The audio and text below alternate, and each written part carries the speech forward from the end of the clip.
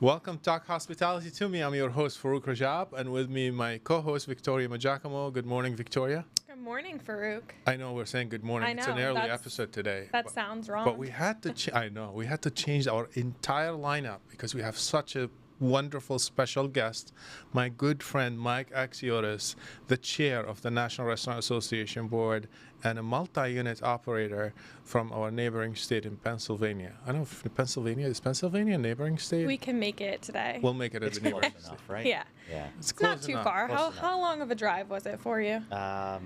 4 hours and 43 minutes. That's close enough. That's not to Rhode Islanders. Yeah, that's Mike, far. in Rhode Island, if we drive more than 15 minutes, it's Yeah. like a hike. I heard. Yeah. Ask your friend So, Billy. so I might as well be in California then, right? Yeah, Basically. right. Yeah. Yeah. Well, welcome, Mike. We're super excited to have you here. And obviously, we just talked about you being from Pennsylvania, but we want to kind of kick it off to seeing how you ended up where you are today. So, if you could take us back in time to what that looked like for you, did you always feel like hospitality was going to be your field, or Yeah. did it just happen? It's quite a long story if we have time. We I don't know have how we have deep we we have wanna half go an in. hour, Mike. We have Yeah. a half an We hour, have half right? an hour. So I'll give you the abridged version. But it started in the mid 1980s. Okay. I was 11 years old. Wow. So that dates me a little bit, right? And my uncle owned a restaurant. He still owns a restaurant to this day, but not the same one Yeah. that I started working at. So, being Greek heritage, a lot of Greeks own diners and restaurants, and it's in our blood, it's in our DNA, hospitality. Yeah. And it turned out to just only be a temporary weekend job, one weekend, to help out because he was short-staffed. So he calls my dad and he says, "Hey, do you think Mike might want to come and bust some tables? We're a little short-staffed tonight on a Friday night." So my dad says to me, "Hey, do you want to go bust some tables at your Uncle Larry's restaurant?" And I was like, "Well, how much is he going to pay me?" It's important. That's the really- first How much is question, he going to yeah. pay important me? question. And my yeah. dad said, "Don't worry about that. Just go and try it out, and your uncle, he's going to take good care of you." I said, "Okay, great. Let's roll." So he drives me over there, drops me off. I go in. The restaurant is like packed on a wait, people at the door. And, my uncle is a hard-charging guy, not one to have a lot of words and a lot of, coaching, just, a look on his face and a point of the finger. Go pick up that bus tub and go clean those dirty tables. Oh, God. Right? So that's you got how thrown into it. I got thrusted right into it. Right? So we worked several hours, and it was tough work, hard work. A lot of the staff thought, "Hey, who's this cute little kid?" Some of them were like, "Who's this, little kid? Yeah, He's yeah. in my way. He's not moving fast enough." Yeah. You get run over. Busy kitchen, pots and pans clanging around.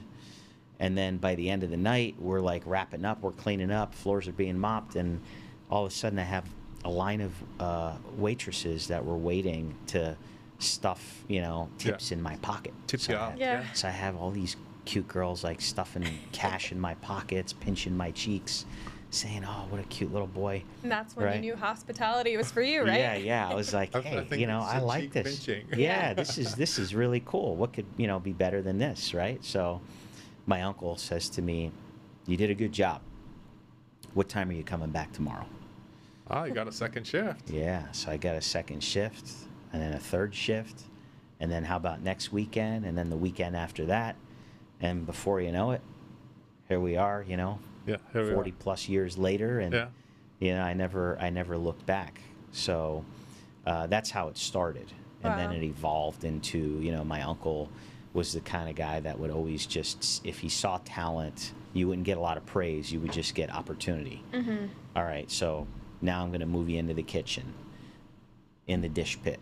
Yep. Then I'm going to move you, and when you're in the dish pit, you don't even get to use the dish machine. You had to work in a pot and pan sink first Oh, wow. Before you got before you upgraded. can move up to the machine, Yeah. right? And you have to peel potatoes, and then you move up to the machine. Mhm. Then from the machine, you move over to the cook's line. Okay. Okay. right? So on the cook's line, you have all these different stations, and the most complex station is the saute station. The easiest station is working breakfast, making toast, Wow. right? So you go from the dish machine to making toast.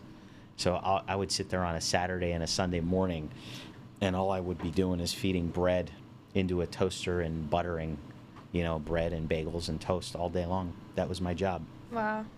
Until you earned the right to then say, okay, I'm going to give this guy a chance. Now he can make sandwiches and BLTs, and then you can make salads, and then you can move over to the grill, and then you move over to the broiler, and then from the broiler to saute, which was like, the most complex elites. station. Yeah. So if you can make it there, you can make it anywhere. So, so he just kind of broke me in through all of those paces, then eventually moved me back out front, waiting tables, and then floor manager. So I became a floor manager when I was in 10th grade. In high school. Wow. I was going to ask you, like, yeah, by 10th grade. what was the... Yeah. Yeah, and then he bought a produce truck, and again, he's like, hey, I need you to meet me at 2 a.m. on, Friday morning, 2 a.m. I said, 2 a.m.? I'm sleeping at 2 a.m. He's like, well, don't worry. Just meet me at the restaurant at 2 a.m. on a Friday. We're going to take a ride. I'm like, okay, where are we going? He's like, don't worry about it. You'll learn when you show up. Yeah. So I show up, and he's there ready to go. We drive down to Philly. Philadelphia is about an hour away from Allentown. And that's where, like, all the docks are, the fresh produce, fresh meats, fresh seafood. That's where all the, the fresh terminals are for, vendors to buy products. So we drive down there, and he taught me how to buy produce. And he wanted to stop buying produce from produce vendors because they were raising their prices so much. So he taught me how to do that. And again, one time. And he said, all right, this is your job now every week. Here are the keys to the truck. Here are the keys to the truck. Wasn't even, like, I had a license, but I wasn't old enough to drive that size of a truck. Didn't matter, right? Yeah, of course. Yeah, and then and by the way, this is a Friday now, right? So I have to be in school by 8 a.m. Oh, my God. So you go down, do the buying, make it back, unload the truck, get in my car, and go to school by 8 a.m. Did you go back after school? Back to work? Yeah. Yeah, go back to the restaurant after school. Wow. So I did that for several years. This started in 10th grade, so I did it in 10th, 11th, and 12th. So basically, by the time I was a senior in high school, he pretty much had me running the place. Wow. So listen, yeah. what a journey, right? Yeah. I call it love at first shift. How about that? Love it first shift. I love it. That's great. So we're going to take a quick break, and we'll be right back with Mike Axiotis, Chair of the National Restaurant Association Board. We're glad to have you back, and if you're just tuning in, we're with Mike Axiotis. He is the chair of the National Restaurant Association and a multi-restaurant operator. Right before the break, we kind of stopped at you being in 12th grade and in the restaurant. Yeah. Can you take us to what happened after you graduated high school? What happens next? So I graduate from high school, and I always knew I wanted to be in the restaurant business. I was bit by the bug now, right? Yeah. And my vision was, I'm going to own my own place one day. But I have to go to school and learn what I don't know, right? Which is more of the financial acumen of the business. So my uncle was really great at operations, taught me ops really, really well. Knew how to run a restaurant very, very well. But I didn't understand the back office. Yeah. So I'm like, I need to have a backup plan too, because restaurants fail. Yeah. Yeah. So I need to have my degree, and if I can go for accounting and finance, maybe get my CPA, own a restaurant, and still have that credential. It's a good backup plan, right? Yeah. So applied to schools, ready to go, picked where I was going to go. I was going to stay local. I was enrolled to go to Moravian College. It's now Moravian University in Bethlehem, Pennsylvania. It's a great liberal arts school, but they had a good finance and accounting program there. And it's about 2 weeks before I'm ready to go. I already had first semester paid, classes picked. I come back from one of those Philly trips delivering produce, And I pull into the parking lot. I'm unloading. My uncle says to me, "Hey, I got to talk to you." Now, at this point, now he had 3 restaurants, 2 or 3, and he had just signed a lease for a 4th location. And he announces the news to me, and he says, "Hey, I just signed a lease on a 4th location." I said, "Oh, that's awesome. Congratulations. Where is it?" He explained to me where it was. And I said, "Hey, how are you going to manage 4 locations? You're struggling to do 3 with, staffing and all of that stuff." And he says, "I'm looking at him." I said, "What do you mean?" He's like, "I want you to be my partner in this operation." In the new location or all 4? No, just that one. Just one, that yeah. one. Yeah. It was like sweat equity kind of Yeah. partnership, right? So I was like, I start college in 2 weeks. And he's like, "Well, you got to make a decision fast." And I said, "Well, I got to go talk to my dad and my mom and, figure this out." And he's like, "Well, you got 24 hours. Give me an answer." Wow. That's how he crazy. was. It's Yeah. always like, fast. You got to move quick. So, I go home, talk to my dad, and, it's his brother. And I said, "Hey, did your brother talk to you?" He's like, "No." I'm like, "He didn't talk to you?" "No." So I'm like, well, this is what he threw at me. And my dad was a little like dumbfounded by the whole thing, thinking it was not a real situation. And he's like, "Oh, I'm going to call him and talk to him." I was like, "Well, you go ahead and call him and talk to him." So he calls me back and he's like, "Yeah, he's pretty serious about it." And, "Well, what do you want to do?" And I said, "Well, what do you think I should do?" And he didn't want to make the decision for me. But he said, "Let me think about it and I'll get back to you." So he comes back to me. My sister had just graduated from college with a teaching degree. I'm just graduating from high school. At this time, it was like early 90s. Teaching jobs were not good. And substitute teaching jobs were paying less than $10 an hour. Wow. So my father just gets done putting his daughter through college. Yeah. And Doesn't it's like, see. Yeah. I don't see a future here for her making $8 an hour substitute teaching. I need to secure her a job. So he says to me, "Look, here's the deal. The money I was going to give you to go to college, you can either go to college and I'll pay for you to go to college, or that money I will give to you to invest for your portion of the ownership in this business. But there's one caveat. You have to make your sister a partner as well." So, my sister and I didn't always get along. It's kind of That's a like way to get you all love-hate relationship at times. Sibling rivalry kind of stuff. So anyway, he's like, "You and her have to be partners because I want to make sure that she has a good career opportunity as well. So I'm securing both of you to go in on this together with your uncle, of course." So, but he says, "But if you guys lose, and it fails and you lose the money, you don't come back to the well and ask for more. You're on your own then at that point, right?" So I was like, "Okay, done deal. Let's roll." So, I unwound the college thing for a bit. And started, and we went into the restaurant, and but in the back of my mind, I was always not feeling good that I wasn't going to finish my education or even start it to begin with. So what I did was I flipped, and I did the adult learning classes, where they were just starting to come out at that time. They called it accelerated learning, where you would go to school at night and then work during the day. It was for career-minded professionals. So I did that, ran the restaurant 7 days a week. We did that for 5 years. And as a matter of fact, it turned out to be an epic failure. An epic failure, that restaurant. Really? Yes, really. Huge learning. And I tell people today that experience earned me my bachelor's, my master's, and my PhD. Yeah, all in one. In running a restaurant. It's things that you don't learn in school, right? You learn book stuff in school. You learn the school of hard knocks in real life. They don't really prepare you for running a business. They prepare you for the academia part of it.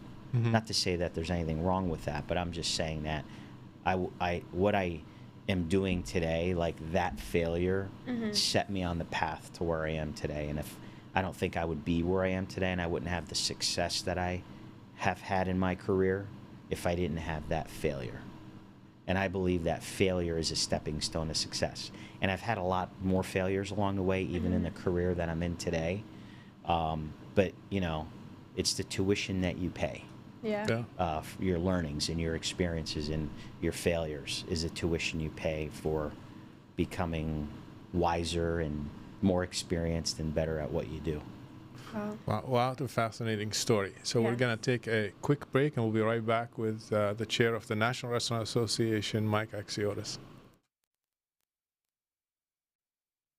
Thanks for joining us again. And if you're just tuning in, we're with Mike Axiotis, National Restaurant Association Chairman and also multi-restaurant operator. Can you talk to us, Mike, now about where you currently are since those failures that you just previously mentioned, but you have some great success now, and we'd Yes. love to hear about that. Absolutely. So I'm currently with the Lehigh Valley restaurant brands, and it's been 28 years. Wow. So I've had a 28-year run since that 5-year failure. Yeah. Right? And that failure wasn't all failure. There was some success in there, but the success was for me to realize that I needed to take the next step in my career. So I went and joined a multi-unit single brand operator Okay. of Lehigh Valley Restaurant Brands, which is a Red Robin franchisee. And I started as a manager and worked my way up through the whole organization to now 44 restaurants, 2 brands. We operate Red Robin and Wingstop. And I'm currently the president and CEO and also an owner in the franchise group. Wow. And I never thought I would be doing that. I always knew I would be owning something. Yeah. Very entrepreneurial. And I knew that I needed to go get my education and, you know, finish that. And I've learned a lot throughout my career. And I think the biggest thing is finding mentors, right? And surrounding yourself with people that have done more than you have done so that you can learn from them and they can teach you, take you under their wing and learn the ropes. Yeah. So the way I've been able to do that is through networking, serving on boards. So I serve on the Pennsylvania Restaurant and Lodging Association board. I serve on the National Restaurant Association board. I serve on the Red Robin Franchise Association board and the Wingstop Franchise Association Council. Wow. So within all of those boards and councils, there are a lot of great mentors that I learn from every day that help me to succeed in my business today. But really, my purpose and why I serve on the NRA and PRLA boards, which are nonprofit boards and associations to help out our industry, is because this industry has given me so much. This industry has provided me the opportunity that I have today, and I feel like it's my way of giving back and paying it forward to protect our industry, ensure our industry thrives, and ensure that our future leaders, young leaders that are just entering the workforce and getting into hospitality, have the same career opportunities that I have had in my career. So that's really what has brought me forward to where I am today. And thank you for doing that, Mike. Yeah. It really, It's my pleasure. And I know it takes away, takes you away from home, takes you away from It's a theater. commitment. Yeah, it is a commitment. It's a commitment and a So sacrifice. How Yeah. how do you balance that? How do you balance serving on all those boards, running your business, and at Yeah. the same Yeah. time, like, you're chairing one of the largest associations in the United States, right? Chairing that board, And I know, it's an honor to do so. yeah. But how do you balance that with family life and everything else? So I like to call it work-life prioritization. Balance is can be perceived in many ways, right? But you've met my family. They're here with me today, not physically here, but they're here with me in Rhode Island. Every opportunity I get, they don't get to come on everything that I do, but I have been very intentional about including my family in my work, whether it's locally visiting restaurants. I've been bringing my son along since he was in high chair in a booster seat. He's now 13 years old, dining in our restaurants, watching what I do. My lovely bride Lena, same thing. Bring them to conferences, the Red Robin or the Wingstop conferences. They don't come into the conference itself, but they're there They're with you. Yeah. peripherally, Yeah. and wherever they can attend, they attend, but they get to see what does Dad do, and then they have an appreciation for what I do. So I try to integrate. I call it integration, right, and prioritization. So what's important now, whatever's important now in your life, you have to figure out how to prioritize that and integrate it into your work setting so that you can be successful at work and you can be successful at home in your personal life. Because then everyone knows, you know, what it is that you're doing, where you're at, instead of the assumptions of, gee, he's traveling a lot. Yeah. What's he doing? Is he just out having the, you know, drinks and cigars at night with all his hospitality friends? No, they're actually in meetings and they're talking about the industry and they're having fun. And yes, you know, at night we get to have a cocktail or a cigar or a great dinner, which is part of our industry, right? It's hospitality. But it's also setting a great example for my family to see what it is, why I do it, and then understanding the purpose behind it so that they can fully support as well. And then how can I support them too and what it is that's important to them? Yeah.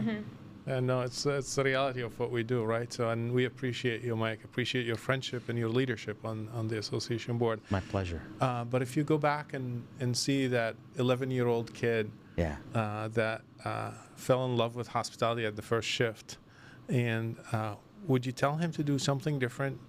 Would you tell him to do it again all over? What would you tell that young Mike? Yeah, you know, I think about that all the time. I think the one thing that I regret is not finishing Moravian College and finishing that accounting and finance degree. I would have probably, if I was somebody coaching me back then, hey, you could do the restaurant, but that can wait. You know, those opportunities, yes, at that time, in that moment of time, I thought, this is the only chance I'm going to get at this. So I had to take it. Yeah. But better late than never, right? 100%. So I did it backwards. I think I would have done it in the reverse. I still would have done everything I've done. I just would have done it in the reverse order. School first, then the business. Yeah. So we, you know, hopefully Victoria always wants to know, like, where do we go and eat? So. Yeah. And I honestly have never been to Pennsylvania, so I'm sorry. I apologize. But when we make it to Pennsylvania, where should we go to eat? Besides Red Robin, Wingstop. Well, we have both of those awesome, here too. Right. So right. I love a Wingstop run. Yeah. What's your favorite flavor? Lemon pepper. Mine too. All day. Now, I love classic, boneless, tenders, or sandwich.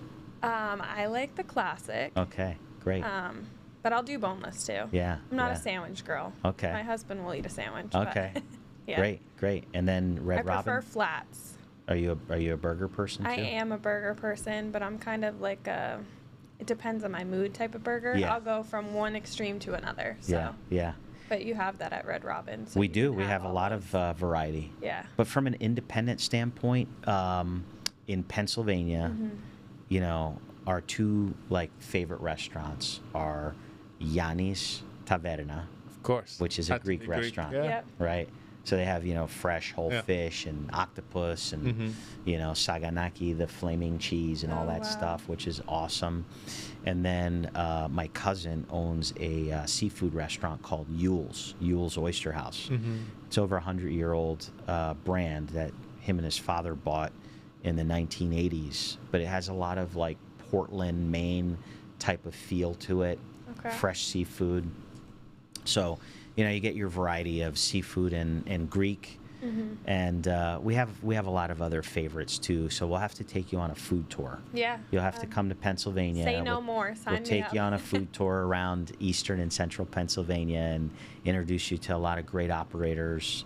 And then, of course, you know, you have the Greek diners that pay homage to the Pennsylvania Dutch influence of Pennsylvania, and they add their Greek flair to it, right? So you have some Pennsylvania Dutch and Greek flair menu items that still exist. They're dying though. The diners are starting to die. It's a dying breed, but there's still a few really good operators out there that are thriving in the diner business. Well, Mike, I can't stop talking to you, and I'm excited because we still have the whole day with you. Not in studio, But out in Rhode Island, we're touring Mike of Johnson Wales University campus. Then he's coming with us to a wonderful reception for our operator. I just want to say thank you for taking the time to come on our show. My pleasure. And we hope you enjoy the most of Rhode Island and love it as much as we do. Thank you, Mike. This went quick. Yeah. It does, always does. Yeah. Always I flies agree. by. We could talk all day about hospitality and leadership and business and the whole industry. Thank you. Yeah. Thank you too. Thank you very much. Thank you. Appreciate it.